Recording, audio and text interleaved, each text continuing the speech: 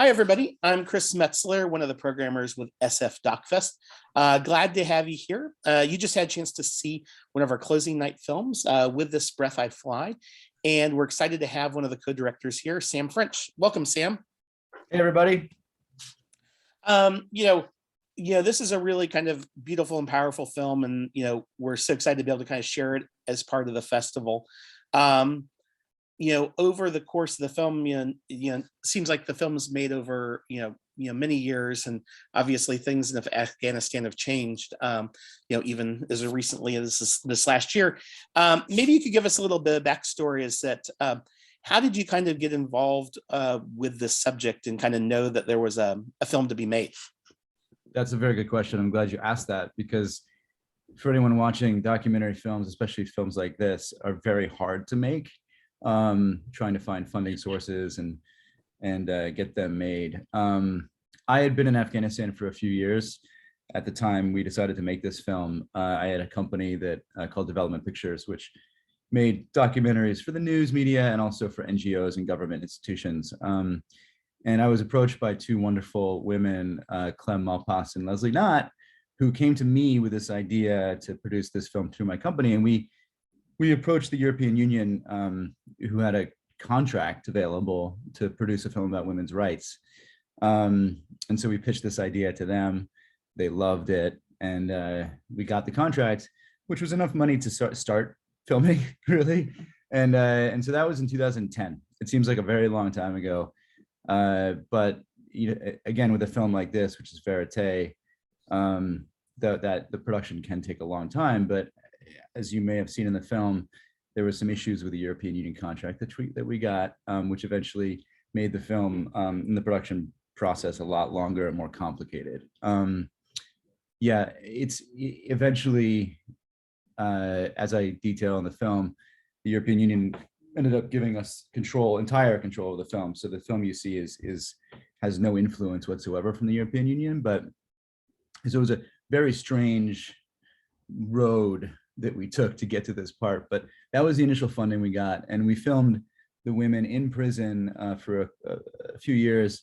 And then once the European Union disputed the film, which I'm happy to go into in more detail, then we got the copyright back, and we decided to continue following their stories after they got out of prison, which is how we got to the ending of the film. But then the reason it took over a decade to complete is because, of course, at that point, because of the dispute with the European Union, we had run out of money, and we had all left Afghanistan at that point. And so we did a few crowdfunding campaigns, and with the generous donations of friends and family and people who are really passionate about the subject, we were able to raise enough money to get the film finished.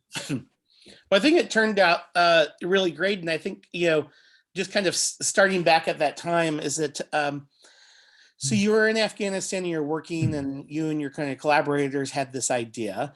How did you kind of find the women that were kind of featured in the film? And, they're so courageous in telling the story, but I could imagine that, I haven't been to Afghanistan before, so I speak with not very much information, but were there concerns that they had about participating in the film? And with that, why did they decide to participate? Because obviously it's so important to get these stories out there, and what made them kind of decide to step up to the plate and do that? Yeah, thank you. That's a really important question. And it's the question we kept asking ourselves every single day of the production throughout, because it is very dangerous for women to speak up about these issues.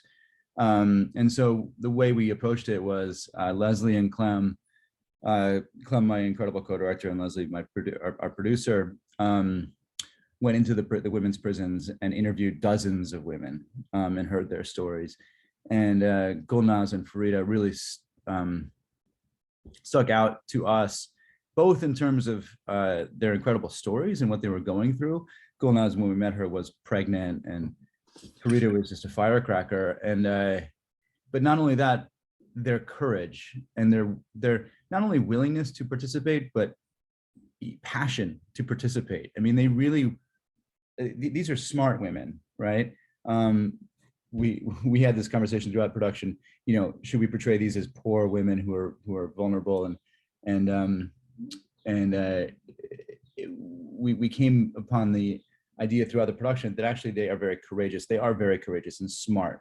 And the thing is, they wanted to participate because they wanted their stories to be told, not only because they wanted their stories to be told so that the world can understand what's going on, but they wanted to have power. And I think this is a theme of the film that I hope you may have gotten from watching it, but with This Breath I Fly, is about the power that you have with your voice. In Afghanistan, women don't have power in the public domain.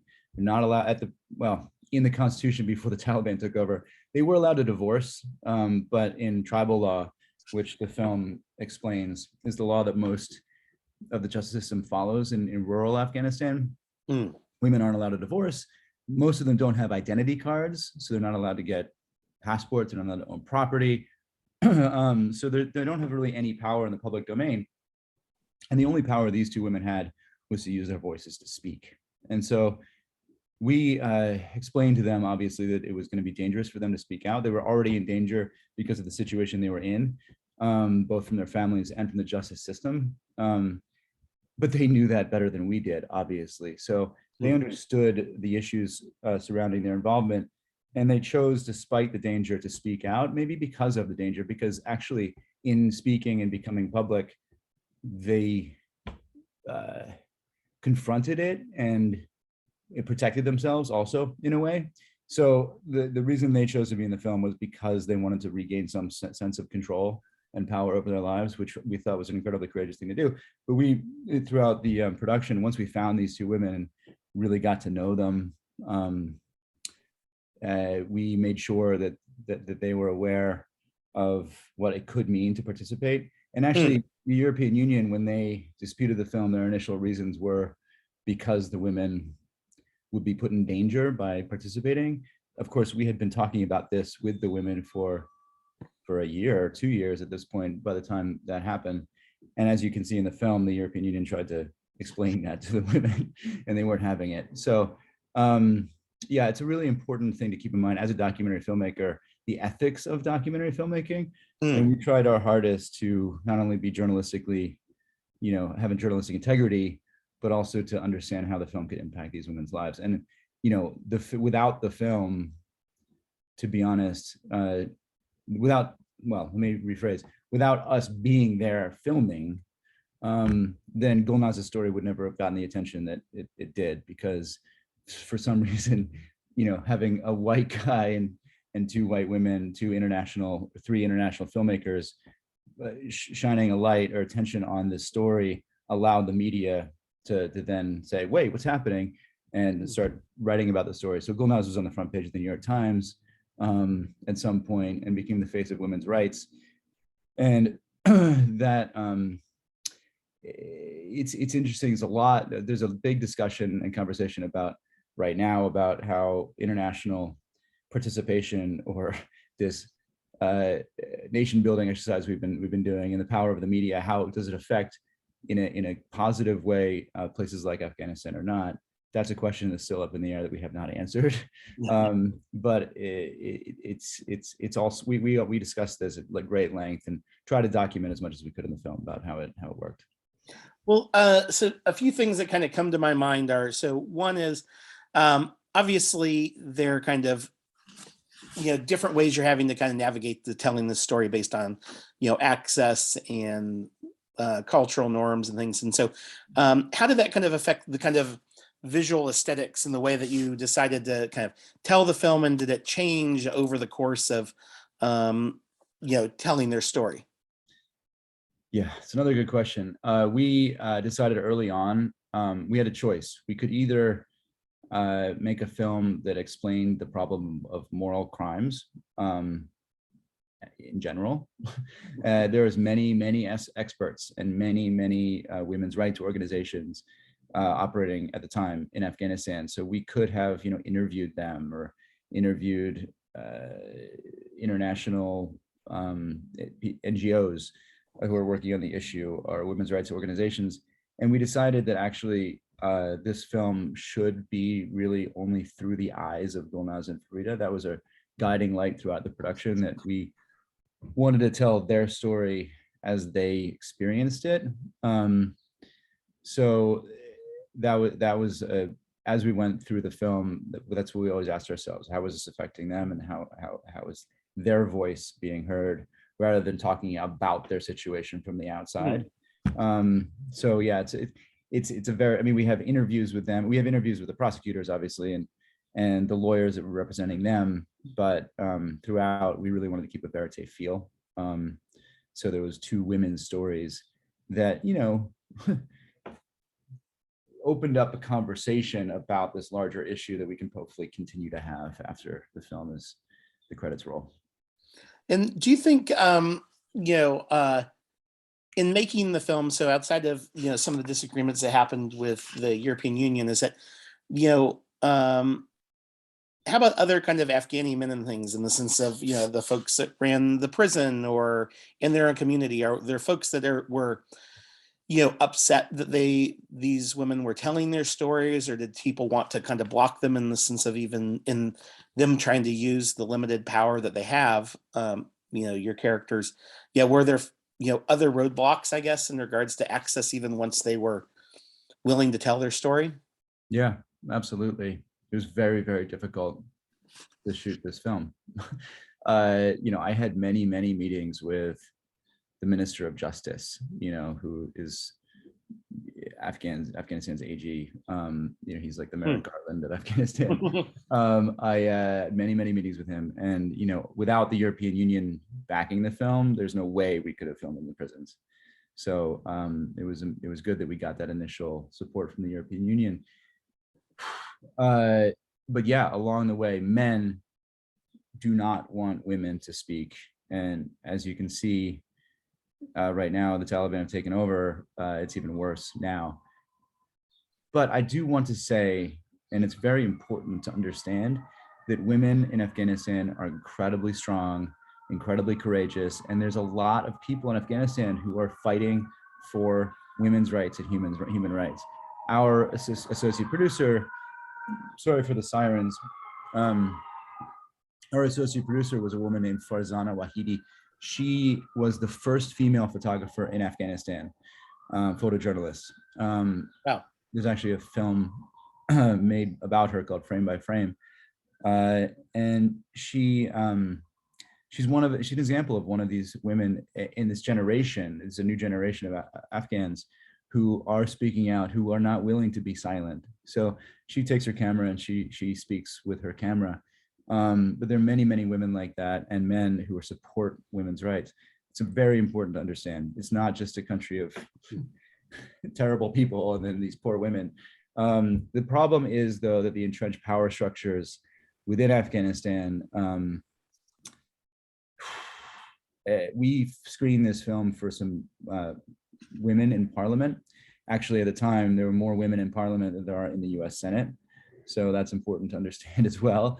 But these women told us not to make the film.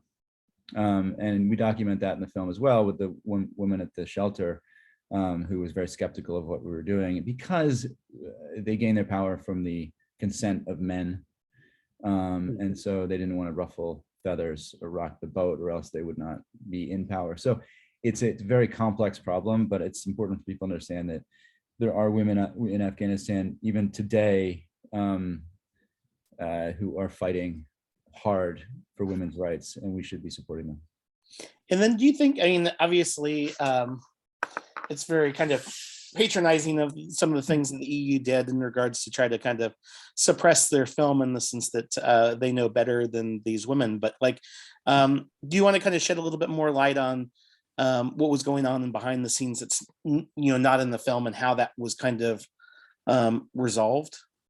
Yeah, I mean, I can't speak to every single detail because of contractual and legal issues, but yeah, I think what I do want to highlight is the limits of foreign intervention, and how what we see in the West, the European Union has some wonderful people working for them, and working hard to advance human rights and nation building and good governance and rule of law and freedom of press. in countries like Afghanistan. The European Commission for Human Rights, which is initially the entity which funded us, does some incredible work. And the person who initially gave us the contract was really passionate about women's rights. The problem was that, politics basically in Brussels, the European Union also funds the justice system in Afghanistan. So it was a very, they didn't want anything bad coming out about the justice system, even though the film was about the women they were purportedly trying to help. So, I think the press also has a responsibility and a very good role. I'm friends with most of the foreign journalists who are in Afghanistan, and they're really incredible people, and they really try to get the story right, and they try to do things that they're really heroes, really. And telling the story of Gulnaz, was newsworthy because of the European Union dispute, honestly. It was newsworthy to a Western audience, which is why Gulnaz became, was on the front page of the New York Times. But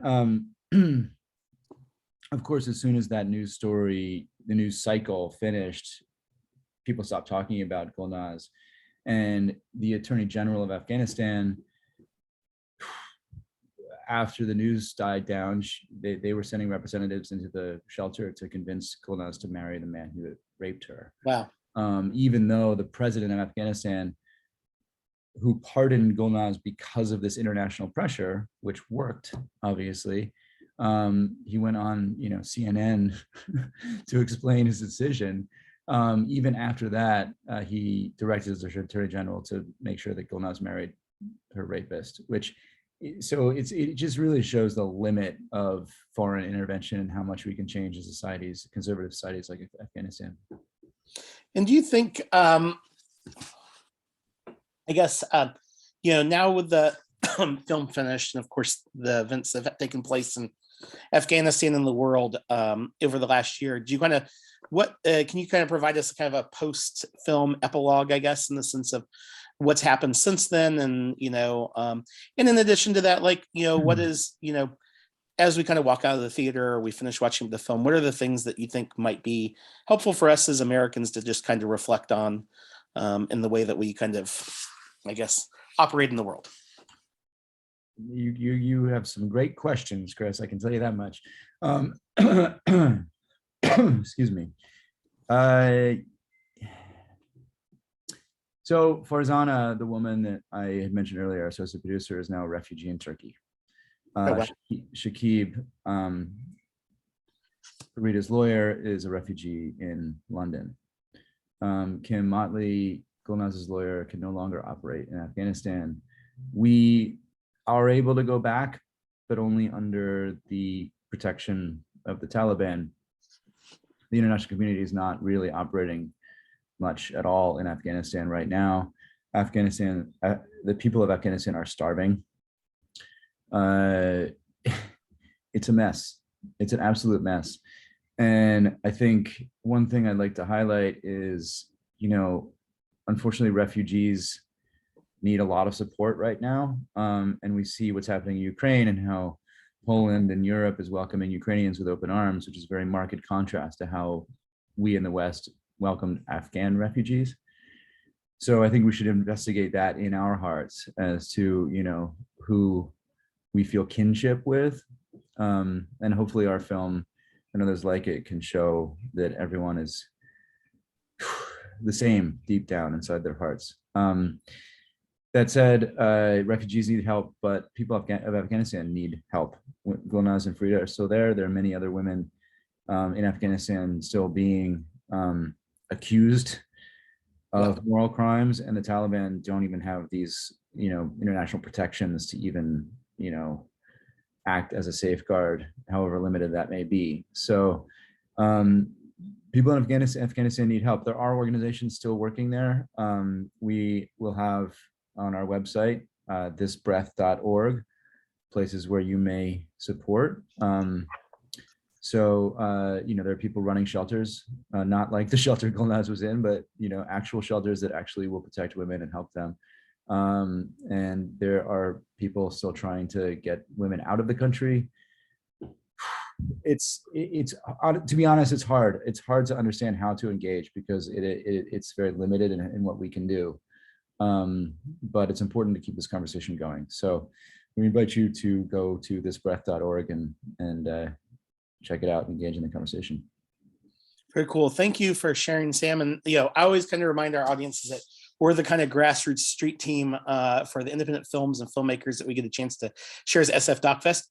Usually I'm encouraging folks to kind of go out there and post on social media and let them know that they've seen this great film. But with this film, I think you also have kind of a extra responsibility to go check out thisbreath.org and consider what you can contribute to the world and kind of support the Afghan refugees and what they're going through. So thank you again for making this film, Sam, and to you and your entire team. And thanks for being part of SF Doc Fest. Sure. And I'd just like to say, as we close, you see my face here, but the film was really made by these incredibly courageous women, Leslie, not Clem Malpass, Farzana Wahidi. And my job was to support their work. So go women. That's all I got to say. Very cool. Well, thank you. We're glad that you're able to kind of join for the Q&A, and please extend our congratulations to the team. Thank you.